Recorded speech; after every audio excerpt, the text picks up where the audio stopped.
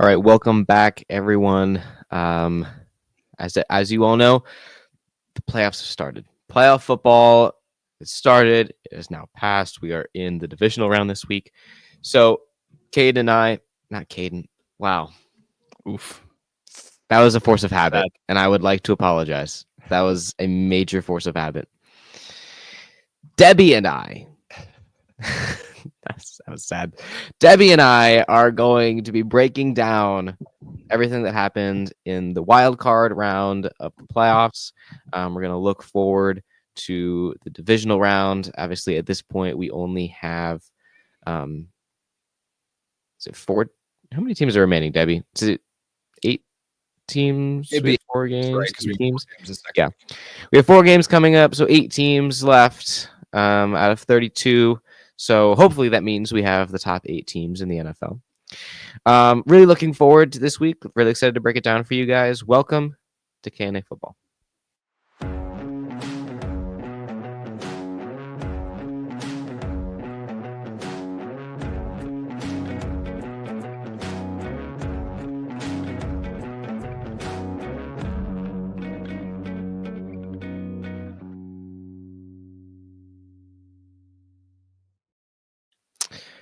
All right, everyone. So here we are, Debbie and I, here to go over some football with everyone, go over the wild card divisional, our plays of the week, everything like that. But before we get into that, Debbie, how have you been doing? What have you been up to?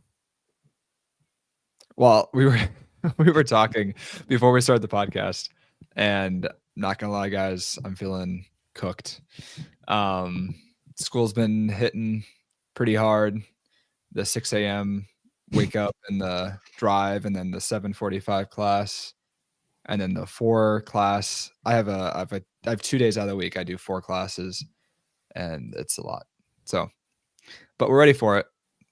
Oh boy, we're ready. How about you? I've been keeping busy. Got the classes going on. I'm a writing center tutor this semester. Right. I forgot about that. I mean, it's a great time, honestly, at this point in the semester, as you can imagine, because no papers are due yet. Right.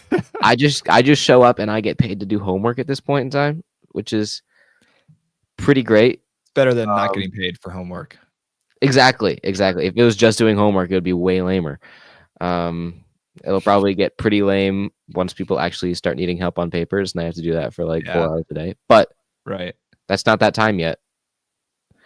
And then obviously watching football, watching football, playing a lot of pool. Actually, my roommate got a 9-ball diamond. Okay. We've never really played 9-ball before. We've only ever done the regular billiards with the 15 balls and everything like that, like normal pools, how everyone plays. We got 9-ball diamond, trying to learn the rules of that, which is a lot of fun. Honestly, I think it might be more fun than the regular pool. So what are the different rules? From how we understand it at the moment, it's you have to hit the lowest ball that's on the table. Okay. So if the one's on the table, you have to make contact with the one. It actually matters. Yeah. So you have to actually aim. You can't just blast it and pray. Yeah. Right. But then after that, it's if you just kind of make any other ball after you hit the one first, then you get another turn that includes the one, or if it bounces off and hits the 7 and the 7 goes in, you still get another turn. Okay. And the balls don't really matter up until you hit the 9. Whoever gets the 9 in wins.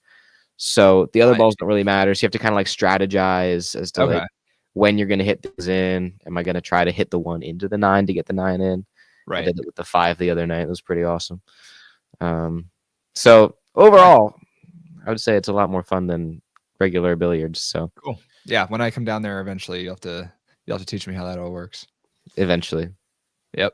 It'll happen this semester, trust. I trust. 4 classes a day won't prevent me from doing it. I wake up at 6 a.m. What is that? I've never heard of that being an issue. All right. Let's go ahead and jump into our top 3 plays of the week. So this first one is going to come from my personal favorite game from this weekend. Well, my second favorite game this weekend, actually. We'll see my first favorite a little bit later. But this first one is going to come from the Commanders-Buccaneers game. I knew that this one was going to be a really, really fun one. I'm obviously a Baker Mayfield fan, as you can see from the brown stuff behind me. Love Baker Mayfield, love what he's doing in Tampa Bay, so I love rooting for him. And then Jaden Daniels is absolutely, and obviously the coaching staff and everyone in charge there, like they've absolutely turned the Commanders team around from what it has been for the last 2 decades. So let's go ahead and roll this clip. Dying seconds of this game, Commanders are lining up for a very, very short field goal. Looks maybe 20 yards. Puts it up. It's going right, and it doinks in. That's insane. I know. I was watching this game with some of the guys that are in the hall here, and they were like, imagine if he pushes this. Imagine if he pushes it. And then it starts to push. It starts to go right, and we're like, oh, man, this could happen. And then it doinks in Chiefs style. They go ahead and get the win. Obviously, really huge for the Commanders. That's their first playoff win since 2005, I believe. Wow. So that, I mean, it's been 20 years since they won a playoff game. Really huge for the franchise, obviously. They go on to the next round. We'll talk about that in a little bit here, but they get to take on the number 1 seed Lions. A really tough matchup, but we'll see how that goes for them. For sure. Something I've always noticed, this is just a little side note, but something I've always wondered about is like whenever they hit that, like it doinks off the upright and then goes in, and then their whole team celebrates and the kicker's like, yeah. But I'm like, okay, also partially, you almost just lost that point. Like you were like this, like I feel like you should be celebrating more if you drilled it straight in the middle. You know what I mean? I've always thought that, I mean, like, yes, we're happy he got it in, but it's more like breath of fresh air, like he did get it in, not like he just drilled down the middle, like we're good to go. It's like, right. That's true. But at the same time, like you say that, whatever, but at the same, Debbie, I can't remember if you did this at one point or not. I can't remember. Also, I'll give you my analogy, and then you tell me if you did this at some point. Imagine you're in the dying seconds. No, not even dying seconds. The final whistle is already blown of the soccer game. You're going to PKs. You're somewhere in the lineup, maybe the last guy, and you take the kick, and it bounces off one of the posts and goes in. Like if you're that last guy, even if you're somewhere in the rotation at all, as long as that ball goes in, you are celebrating like you just won the Super Bowl, no matter what. Did you do that? Did you do that in one of our games? I don't know if I don't think I did it, but I think I've definitely seen that happen before. So I mean, I guess I can kind of get that. Yeah, that's a good analogy. I guess you're gonna celebrate no matter what. Yeah, it's a breath of fresh air, but it's like I don't even care that I almost missed that. It went in, and that is all that matters in this moment. That's true. That's a good way to put it, I think. That's just something I've always been like, what? No, but I get what you're saying, though. Yeah. Kicker needs to get back to work for this next week. Right. Yeah. Good job, but then let's hit it. Yeah. All right. The next play here. This game, it got away. They had us in the first and second half. Not gonna lie. This game is from the Vikings-Rams game. Last couple of minutes of the first half. Still a relatively close game, and then this play that we're about to see is going to happen, and it kind of opens things up pretty drastically. So Sam Darnold takes the snap, drops back with about 5 minutes left to go, and the ball gets stripped, scooped up on the opposing 50, taken all the way back to open this thing up 17-3. Celebration is wild. So this is, 3-10. That's manageable heading. Was that a strip, or did it just get kind of knocked out? Yeah, I think he stripped it. It seemed like his hand was going back, and maybe that got knocked out. Or let's see. Yeah, drops back. Does he wind up there? Oh no, he doesn't really wind up. It's kind of like he tries to throw it, tuck it, sort of situation. Yeah. Okay. Yeah. Yeah. It just comes out there. Yeah. Yeah. So obviously, 17-3 is a much worse score going into the last seconds of halftime than 10-3 is, especially because they had the ball in a relatively okay position, and now here they are. Matthew Stafford also had a play in this game that was actually pretty impressive. He was going down. It looked like he fumbled the ball. The referees signaled the touchdown. They went and reviewed the whole thing, and they're like, "Oh yeah, it's a touchdown." And then they like reviewed it because Matthew Stafford was like, "Hey, I actually didn't fumble that ball. Like, go check the tape. I actually threw it." And he did. Like, he actually got his hand just enough. He was just underneath the pile, and he threw it. And Puka was in the area, so it was intentional grounding. Decent play from him. Obviously, it's just kind of lame though, because if the score would have happened, we could have had that. All right, and then our last play comes from my favorite game that happened over this weekend. Debbie, it needs no introduction. Could you please roll the clip? Oh, here it is. Texas, Ohio State. Texas threatening to score. Quinn Ewers drops back to pass, and Big Jack Sawyer strips the ball and takes it 90 yards. Wild. 28-14. See ya, Texas. Ohio State's in the natty. What are you going to do? Crazy. And then wasn't it only to add insult to injury, like a couple plays later, their Texas quarterback throws an interception. Yeah, desperation mode. They need to go down and score quick. Just throws that pick, and that's the end. It just got even worse. Yeah. Man. So, what a great game. It was a good game, though. I mean, like, it honestly was a very good game in the beginning, and then at the end, it was an exciting game. It built up the anticipation, and then that end part was just insane. Just reveling in victory. Yeah, definitely one of the more entertaining games that Ohio State has played in this season. Newly expanded 12-team playoff. I mean, yeah, obviously I would have preferred that they blew them out by 100, because I think that's always fun to watch too, and we just absolutely squash whoever we're playing. But I guess an entertaining finish works too. So I got Ohio State beating Notre Dame by at least 50. Should be a good game. All right, now jumping into the NFL action, breaking down everything that we have here. The first game that we have on the agenda is the Chargers and Texans. This is at Energy Stadium in Houston, Texas. I was not high on the Texans coming into this game. If you watched the show leading up to it, you would know. The Texans struggled mightily leading into the playoffs. They won their division because the rest of the teams in there are really, really bad. So they win it early, limp into the playoffs, really struggling, low morale. And then they just shock me. Like, the Chargers are just the Chargers. And I really should have remembered that when I was picking who was going to win this game. I should have remembered the Chargers always fumble playoff games. Justin Herbert has had a fantastic year all year. Probably his best season. His wide receiving core wasn't really upgraded, but they stepped up to the plate.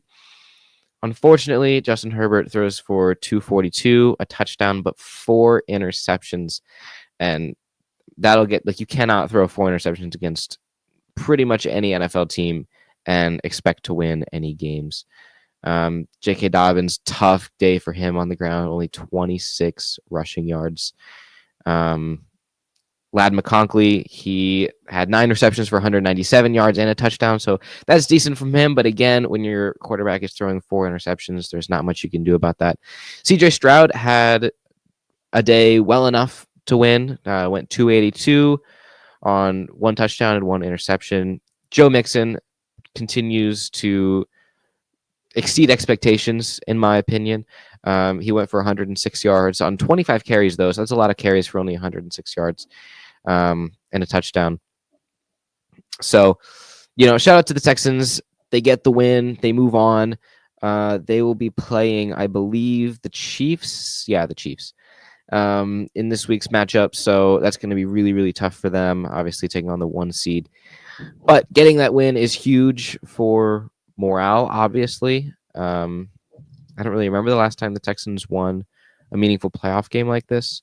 So good work to them. Good work to everyone on the Texans squad, especially their defense. They forced all those interceptions and turnovers. Chargers just got to figure it out for next year because they have a decent squad around them. Justin Herbert is obviously your guy.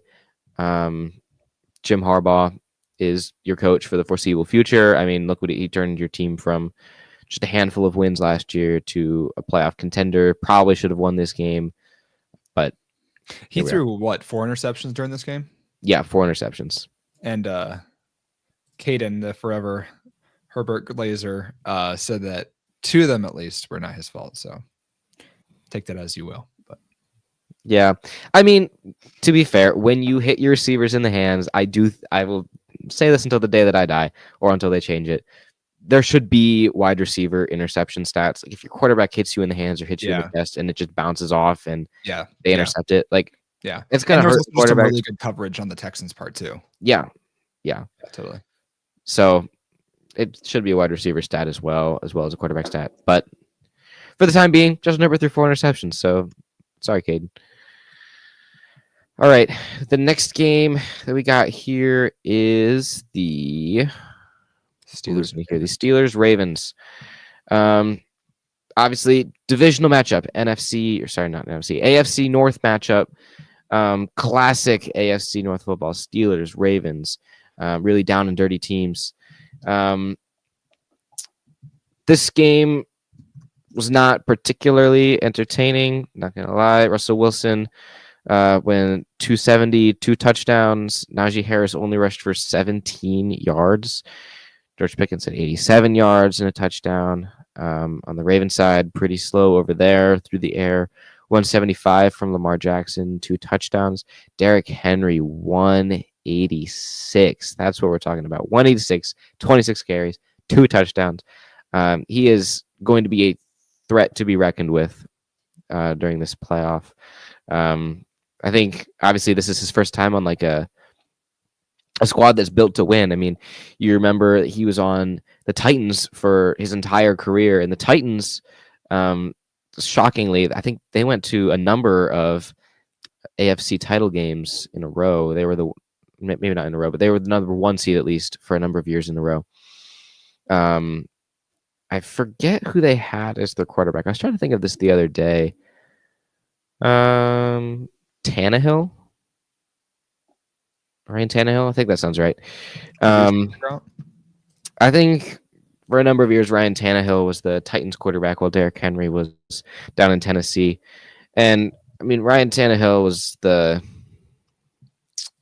let's see. What was he? He was like the Johnny Manziels of the... No, not even the Johnny Manziels. We'll put him as like the Josh Rosen of Kirk Cousins. That's how we'll put him. Like, he was like incredibly mid, but like on the really low end of mid. So the team did enough. They just fed Derrick Henry the rock, and that's pretty much how they won games. They had AJ Brown for a little bit there, but then they couldn't or didn't want to pay him the money. So they were never really built to win. Derrick Henry is now on a team that I have going all the way to the Super Bowl. They're my pick to win it. So I think that he's hungry. He's obviously going to do everything he can. Rushing for 186 is a perfect way to start. And I mean, if he's going to rush for 186 on 26 attempts, that's your game plan. Just feed that guy the rock. He's going to do whatever it takes to get into the end zone and get you yards. Debbie, did you figure out who the quarterback was there? I did not. Okay. I'm pretty sure it's Ryan Tannehill. Kadin will fact check me on that later when he calls me later this week and says, hey, I noticed that you got that wrong. And now he looks stupid. Like, well, that's what you get. Oh, you're saying if he was on the Titans? Yeah. Yeah.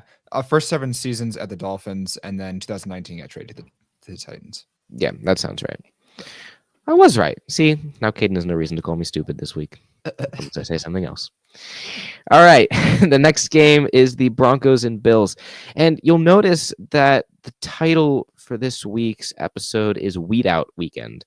And I named it that because the first game, the Texans won 32-12. That's a pretty big blowout. Steelers-Ravens was a lot closer. I mean, they did win by 2 scores, but it's okay. This game and at least one other game here, you could argue maybe 2 other games here, really, really weed out. I mean, 31-7, that's rough. The Broncos go down on their very first possession. They score. Like, whoa. Okay. I'm not expecting the Broncos to win, but maybe we have a game on our hands here. Bo Nix might be that guy. I mean, he's been playing very, very well all year. Very excited to see what he does in the future. Maybe we got a game on our hands. Bills go down. They score, I want to say, a field goal on that first possession. You're like, okay. Broncos ahead. They get the ball back. Can they go up 14-3? The answer is no, by the way. They can't. They did not score the rest of the game outside of that first possession. The Bills then proceeded to just stomp them into the turf over and over and over again. 31-7. Really, really bad. Bo Nix had 144 yards through the air. 1 touchdown. That was in that first drive. Bo Nix also happened to be their leading rusher with 43 yards on 4 attempts. Cortland Sutton only had 75 yards catching, as you can probably figure out from the fact that Bo Nix had no yards. Josh Allen, here's their bread and butter. 272, 2 touchdowns. James Cook, 120 yards, 1 touchdown. James Cook has really come into the spotlight here. I mean, I don't think he was that fantastic of a running back. He was certainly serviceable for most of the year, if not most of his career. And then in these last couple of weeks here, he's really come into his own. Really glad to see that from him. The Bills will go on to take on I'm going to find it here, the Ravens. So that's going to be a really, really fun game to watch. I'm really looking forward to that one. Broncos, like I said, congratulations. You had a good year. You had a rookie quarterback in a year where Jaden Daniels doesn't exist or isn't a rookie. Bo Nix probably has this rookie of the year thing on locks. Great season. Really looking forward to see what Sean Payton can do with another young, relatively mobile quarterback in Bo Nix. So congratulations to them, but Bills move on nonetheless. All right, the next game that we're going to talk about is the Packers and Eagles. This was another one of those games that seemed like it was going to be close early, and then it really, really took off.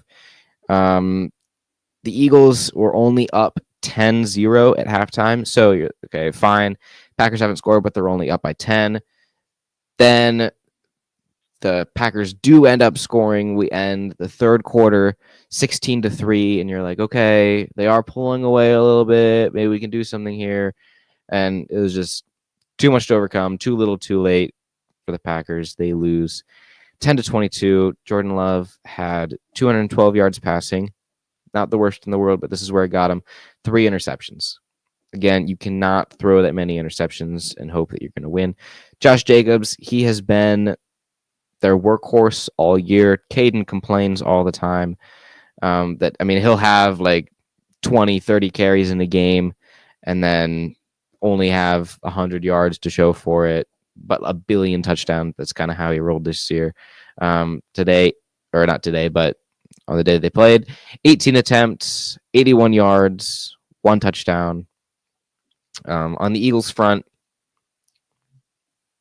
we got like all of his yards right there in one play. Oh, it's a great touchdown. That's insane. Yeah. That deserves some respect. I mean, mad respect to him. I mean, he has been that guy for the Packers all year. I mean, obviously, no disrespect to Jordan Love and what he's been able to do this year. But Josh Jacobs has been a tremendous acquisition for the Packers this year. And then, obviously, credit where credit's due to the Eagles. Jalen Hurts did what he had to do, 131 yards through the air. Not the best by any means, but 2 touchdowns, and that's what you need sometimes. Saquon Barkley, 119 rushing yards on 25 carries. So, like again, Saquon Barkley and Jalen Hurts, they are going to be one of those duos. Again, Saquon Barkley, a similar situation to the Derrick Henry one, where it's like you're on a team that is not built to win by any means. You go to 1-2 playoff appearances, I think, in his time with the Giants. And then finally, now he's on a squad that is actually able to win, and he's hungry for it. He didn't end up breaking the rushing record because he was benched the last week of the regular season, but it is still a record for a player on a new team. So, huge respect to Saquon Barkley, obviously. The Eagles should perform very well in the last bit of the playoffs here. They will be taking on the Rams. The Rams have hit their stride in these last couple of weeks. They're a scary team to play at this moment. So that should also be a super, super entertaining game. Debbie, do you have any fantastic takes for how your Philadelphia Eagles are planning on doing this year? I mean, I hope we get to the Super Bowl. It'll be a really interesting game to watch. I'll most definitely watch this game. I think this Sunday it was like watch the game or get much needed sleep, and I was like sleep. But you chose sleep over football. I will definitely be watching this game. You better trust. But yeah. So we here at K&A Football are looking for an editor/producer. If you have editing/producing skills, you let us know. Go to kafootball.com/apply/careers and PR manager and social accounts manager and graphic designer. Trust. No, I mean, I don't have any hot takes, but I think we can definitely do it. It'll be a hard fought game if we win against the Rams, and then whoever win out against, we'll probably have to go against Lions then. Lions, Chiefs, Bills. Yeah, it's gonna be tough, but yeah. Well, I'm not gonna say I'm rooting for you. I'm rooting for Saquon Barkley. I am not a huge Jalen Hurts supporter. That's fine. I think he's kind of annoying. I think his face looks weird. And you have the Ravens going all the way, right? Yeah. So we'll see. So we'll see what happens. All right. Next game we have here, my second favorite game of the weekend, Commanders Buccaneers. I was really, really excited to watch this game, as I told you guys. We already saw the result of that one. Commanders on a last-second field goal win 23-20 off of a doink. Heartbreaking for the Buccaneers. I was rooting for them. I'm not going to lie. I was pulling for the Buccaneers to win this game. Love Baker Mayfield. But I'm not overly disappointed by the Commanders winning. Obviously, it's well-deserved. They played very, very well all season. I'm blanking on his name, and I don't know why, because I've said it like 4 times in this episode already. The Commanders quarterback. Jaden Daniels. Thank you. That was not even on my radar. Sam Howell was on my mind, and that is just not it. He was a couple years ago. Jaden Daniels has played very well all year. Very thrilled to see a young quarterback play as well as he has. He went 268, 2 touchdowns. He was also their lead rusher with 36 yards. And then on the Buccaneers side, Baker Mayfield 185 through the air, 2 touchdowns. Bucky Irving been a stud all year. He's going to be a high fantasy option next year. He went 17 attempts, 77 yards, and then Mike Evans 7 receptions, 92 yards, and a touchdown. Been a good year for both teams. The Buccaneers. I want to say this is their second and maybe even third year in a row. I guess their third year in a row of winning this division. No one fact check me on that. I feel like I'm wrong about that. But yeah, for Jaden Daniels, do you think? And I guess this is your opinion. I know Kadin's opinion is very strong on this, but do you think he's pretty much clinched the Rookie of the Year by for sure this season? For sure. Yeah. I mean, there's no question about it. Especially, I mean, if there was any doubt in anyone's mind, which there shouldn't have been at this point, if there was any doubt in anyone's mind, obviously winning this playoff game, when like the next guy up would have probably been Bo Nix, and he lost his playoff game. So winning this one is huge, even though you're only really supposed to look at the regular season, but this comes into a factor too. I mean, he's on locks for Rookie of the Year for sure, and this is one of the best rookie seasons we've seen out of a quarterback in a long time, maybe even just like a rookie season in general, honestly. Really glad to see what he's been able to do with this team. You were saying the Commanders, like the amount of times they've gotten into the playoffs, or which team were you saying? Yeah, I was saying it's not a 3 years. I mean, they made the wild card in 2020. When was the last time they won a playoff game? 2005. Yeah, that's what I said. Okay, I got that right. Okay. Yeah, the last time they won a playoff game was 2005. Yeah. So fitting that they would win this one against Tampa Bay. Right. So Fantastic work from the Commanders. I don't, if you are a fan of the podcast, you would know that I've been an avid Commanders hater ever since they decided to change their name. I've gone on many a spree of calling them anything I want, not called the Commanders. But every now and again, as a fan of a really bad team myself that has struggled for a really long time, when I see a team that starts to perform well after being bad for forever, I can't help but sympathize, empathize, whatever thighs you want with them. I feel for them, and I'm very glad to see them win. And maybe one day, Cleveland Browns will also win a playoff game. It won't happen. Wait, quick. Yeah. Funny side note. But in the 32-man fantasy league that we were all in, which was very serious, I think it was in 32. Kadin's name was Daniels in the Lions Den. Or maybe it was 6-man. Was that 6-man? No, that was the 32-man. And it's just funny to me that they're actually going to end up playing the Lions. Right, in the playoffs. Yeah. Side note. Kadin might be a prophet. Maybe. That might be a heresy that I just said.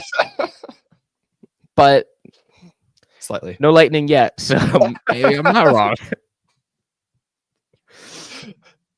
All right. Moving on. Vikings and Rams. Vikings Rams. I haven't got struck yet. Vikings Rams. Obviously, like I said, this game opened up towards the end of the first half, and then it was kind of a runaway from there. The Vikings only managed to score field goals in this game, so that was really not going to do it for them against this Ram squad who put up 10 points in the first quarter, 14 points in the second quarter. Field goals aren't going to cut it for you. Sam Darnold, 245 through the air. Oh wait, I lied, everyone. I am incredibly sorry for lying to you. They did score a touchdown. They just happened to miss or go for two, and it just didn't end up working for them. Sam Darnold did have a touchdown and 245 yards, one interception as well.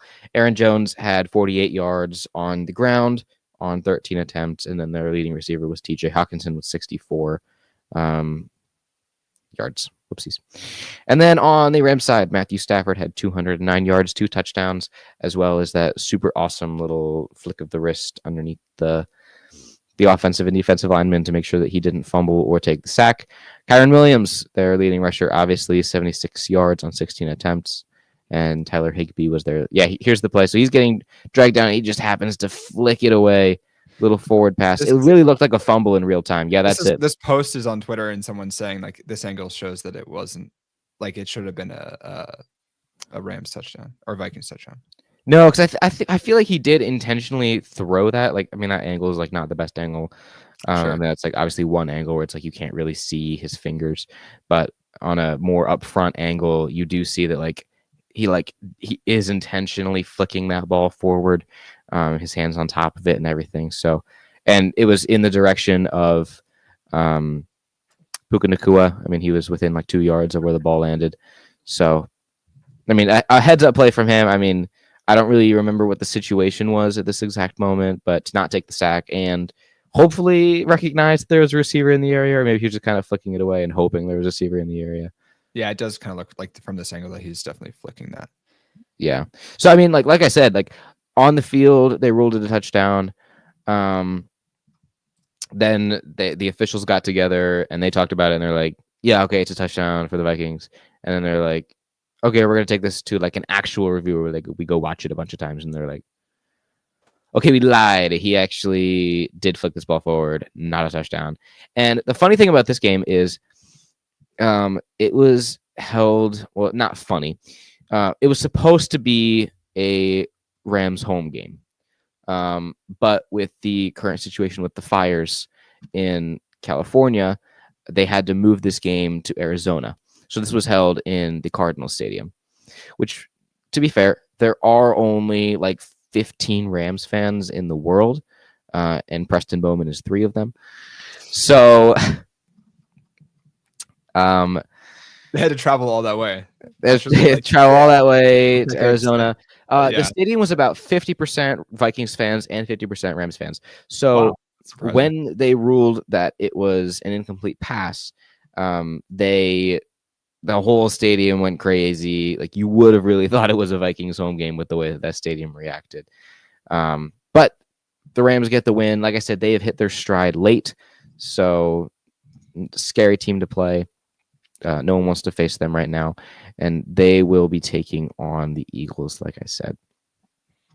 So that does it for our recap. Not a whole bunch of games to talk about. Obviously, we'll get less and less. We'll try to get more and more detail as we go. So next, we're going to go ahead and review the divisional round games, talk about those real quick, and give our picks. But before I do that, I need to tell you guys about our friends over at K&F Construction. K&F Construction has been serving the Northeast Ohio community for over 20 years, specializing in composite decks. K&F Construction takes the time and effort to provide the service and product you deserve for your home. You can call K&F Construction today at 330-575-2465 for a free estimate. Again, that's 330-575-2465. You can also visit kfdex.com, which is linked in the description. K&F Construction, let us build your dream backyard. All right, Debbie, let's go ahead and talk about these upcoming games in the divisional round. So, first up, we have the Texans playing the number 1 seed Chiefs at home. Do you have any fantastic insight for us or predictions on who's going to win this one? Oh, you know me, always with the fantastic insights. I mean, I'm taking Chiefs on this one, simply just because of how they've been playing and, their voodoo magic that they keep maintaining. You know what? Maybe that's just because I think they've become the New England Patriots to most people, but I don't want them to make the Super Bowl this year. I think they've just gotten lucky way too many times for it to just pan out through the entire season. So in that case, I am hoping I can see them winning this game, but I'm hoping that they're stopped the next round. But it would be pretty interesting storyline if the Texans ended up beating the Chiefs and then putting them out of the playoffs. That'd be pretty wild. Yeah, that would be pretty crazy. Obviously, neither you or I think it's necessarily going to happen. I'm going to pick the Chiefs as well. I mean, as lucky as they are the number 1 seed. You can't really overlook that every time just by saying, oh, the refs, oh, the magic, oh, whatever. But I agree that at some point their luck is probably going to catch up to them. Maybe that comes in the form of a really, really tight game that they actually have to win using their own skill. Maybe it'll come in the form if they actually do lose a game. Maybe the other team gets lucky, something crazy like that. But I am going to pick the Chiefs here. Texans have had a great year. I didn't pick them last week. I probably should have. Clearly, they won. But I'm going to take the Chiefs in this one. Sounds good. Next one is the Commanders and Lions. Commanders playing the number 1 seed Lions, obviously, in the NFC. So, I mean, the Commanders have had a great year. Been really thrilled to watch them. The Lions have just been a powerhouse all year. And if you think for even a moment that Dan Campbell is going to punt on any 4th down, you are out of your mind. I do not care if it is 4th and 46 and they are on their own 1-yard line. Dan Campbell is pulling out a screen pass. Yeah. To his 6th string long snapper to take it 99 yards to the house. It's going to happen. Mark my words right now. Dan Campbell is not punting. He is not kicking a field goal. I'm going to go Lions by 100 solely because they will not kick any field goals or punt. Currently, this is just interesting, but the line for Washington, they are plus 9.5 in the betting markets, and Detroit is obviously minus 9.5. So yeah, it'll be interesting. Pretty close. It is pretty close. I guess surprisingly low. I would have thought it would have been a greater division, but yeah. Who are you picking for this one, Debbie? I'm going to take the Lions on this one. I think, like what you said, like they've just really turned it on this season. And part of me also hopes that they do end up either getting really close to the Super Bowl or getting into the Super Bowl, just because they kind of need a good season, and they've had a good one, but like I think it'd just be a pretty big redemption arc for them to just kind of come out of nowhere. They've been trying to build for a long time, and for that to actually pay off would be pretty awesome to see. Yeah. I mean, they made it to the NFC Championship game last year, fell a little bit short to the 49ers. So hopefully they can get it done this year. I think it'd be really awesome. Next one is Rams Eagles. Like I said, Rams have hit their stride late. No one really wants to play them. Scary team to be playing this point in the year. But the Eagles, Kadin and I have said it before, probably the most complete team in football. Their defense is stout. Their quarterback play is solid at worst. And then Saquon Barkley is Saquon Barkley. The only thing that can mess this up for the Eagles is Nick Sirianni trying to outthink everyone. Like, oh, well, it's 3rd and 15. They're going to think that we're going to throw it. So we're going to run it. But then they're going to expect me to run it. Yeah. So they're going to expect me to think that they're going to think that I'm going to throw it. So I'm going to punt. That's the Nick Sirianni way. That's the only guy that can mess it up for him. But regardless of this, the talent is too great on the Eagles for me to not pick them. So I'm going to pick the Eagles. As will I. And honestly, if they didn't continue after this round, I wouldn't be upset. They've made plenty of playoff games in the last couple of years. And I think that they can improve slightly, shore up the edges next season. But yeah, Nick Sirianni, that needs to be kind of taken care of a little bit. He's I don't know if that means a new head coach necessarily, but I mean, it's hard because it would be hard for me to see them firing Nick Sirianni just because they have had a good season. So it's like, yeah, I mean, they've had so much success with him that it's like, as long as he keeps winning, there's nothing you can really do about it. Yeah, but exactly. I mean, he is like that Kevin Stefanski kind of guy where it's like, okay, it's 3rd and 1. Everyone knows you should run it, but instead we're going to throw it 50 yards down the field. And you're like, what earth was that play call? Yeah, for sure. All right. The last one that we have to review here is the Ravens and Bills. Ravens at Bills in this one. This is going to be, hopefully, game of the year. I mean, Bills have been on fire. Josh Allen has had his best season of his career. Lamar Jackson has had another MVP level season. Derrick Henry turning into that guy. If Zay Flowers can perform well in this game, they'll have a great day for the Ravens. This one is really, really tough for me. I'm obviously going to pick the Ravens because I picked them winning the Super Bowl at the beginning of the year. So I'm going to take them, but it should be really close, and I'm really excited to watch this game. I think something else that's interesting is you kind of got 2 potential MVPs going head to head. Here's a random stat line I found on Twitter to throw up there, but who knows? Who knows what will happen? Yeah, I mean, I said it before. Maybe Kadin and I talked about this, but I mean, everyone talking so much about how Josh Allen deserves to win the MVP, and he's had such a great year. And I mean, you see here, like Lamar Jackson has better stats. His QBR is better. He has more yards. He has more touchdowns. He has less interceptions. He's almost 1,000 more yards. Yeah, I mean, I think even Joe Burrow has better stats than Josh Allen. So I really don't see a world in which Josh Allen wins the MVP. I mean, he's had a fantastic year. Don't get me wrong. This is his best season by far. But I mean, Lamar Jackson having the year that he has, how deep they are in the playoffs, I would not be shocked at all if he wins MVP for another year in a row. Yeah, I could definitely see it. Did you already pick for this game? I took the Ravens in this one. Okay. You know what? I'm going to go for the Bills. I do think the Ravens will win, but I'm taking the Bills on this one just because why not? It's fair, I guess. Can't argue with why not. I can see it. I feel like the Bills have been able to just pull it off. This is true. It should be an exciting game. I hope for a firefight. I hope for no defense in this game, honestly. Yeah. Let's make this game 100 to 100. I agree. All right. Well, that does it for our recap of the Weed Out weekend. Obviously, some teams that maybe shouldn't have belonged in here, got kicked out pretty early. But hopefully we are left with the best 8 teams in football at this point. Looking forward to this weekend, and we will be right back here next week to break down the divisional round and look towards the conference championship. The season is closing quickly, and we're really excited to be here with you for all of it. So we will see you next time. Thank you for watching.